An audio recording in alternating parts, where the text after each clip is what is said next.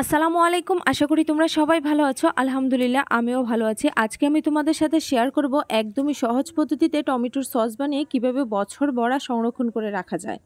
তো দেরি না করেই চলো শুরু করা যাক। তো প্রথমে আমি কতগুলো টমেটো সিদ্ধ করে নিয়ে ব্লেন্ডার দিয়ে ব্লেন্ড করে তারপর ছেঁকে নিয়েছি। এবার চুলায় আমি একটা পাতিলে বসিয়ে দিয়েছি। তারপর এতে দিয়ে দিলাম পরিমাণ মতো চিনি আর সাথে দিয়ে দিলাম বিট লবণ।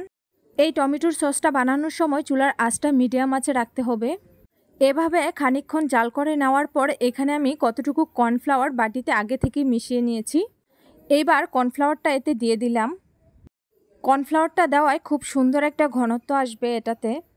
আবারও খানিকক্ষণ নেড়েচেড়ে জাল করে নিচ্ছি। কিছুক্ষণ জাল করে নেওয়ার পর এতে আমি দিয়ে দিলাম ভিনেগার। এই ভিনেগারটা দেওয়ার ফলে বছর জুড়ে সংরক্ষণ করে রাখা যায়। তবে হ্যাঁ, একটা কথা মাথায় রাখতে হবে, চুলার আঁচটা একদম মিডিয়াম আঁচে রাখতে হবে, একটু বাড়ানো চলবে না।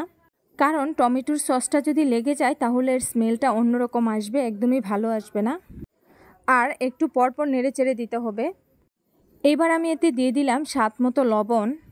টমেটোর সসটা বানানোর সময় প্রত্যেকটা উপকরণই ধাপে ধাপে কিছুক্ষণ জাল করে নিয়ে তারপর দিতে হবে।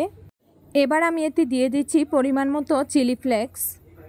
আমার কাছে হট টমেটোর সসটাই বেশি ভালো লাগে, তাই এখানে চিলি ফ্লেক্সটা একটু বেশি করেই দিয়ে দিলাম।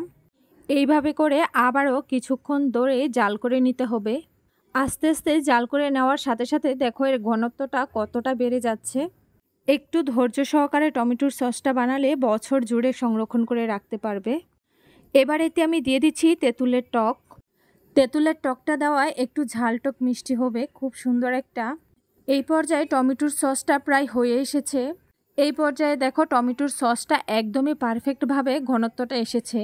এই সসটা চুলা থেকে নামালে আরেকটু ঘনত্ব হবে। আর একটা বার ভালোভাবে লক্ষ্য করলেই দেখতে পারবা টমেটোর সসটা কতটা সুন্দর হয়েছে।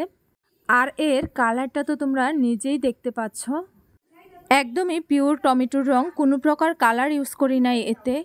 তো এই পর্যায়ে আমি টমেটোর সসটা চুলা থেকে নামিয়ে নিলাম। এবার আমি এটা ঠান্ডা করে বয়মে ভরে রাখছি। বছর জুড়ে এই টমেটোর সসটা সংরক্ষণ করে রাখতে পারবো। তোমরাও চাইলে খুব সহজেই ঘরে বসে এভাবে টমেটোর সস বানিয়ে নিতে পারো।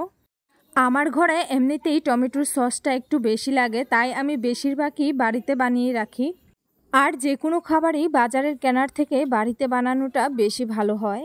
আশা করি আমার আজকের এই টমেটোর সসের রেসিপিটা তোমাদের কাছে ভালো লাগবে। আর যদি ভালো লেগে থাকে তাহলে অবশ্যই লাইক কমেন্ট শেয়ার করে আমার পাশে থেকে যাবে। আল্লাহ হাফেজ।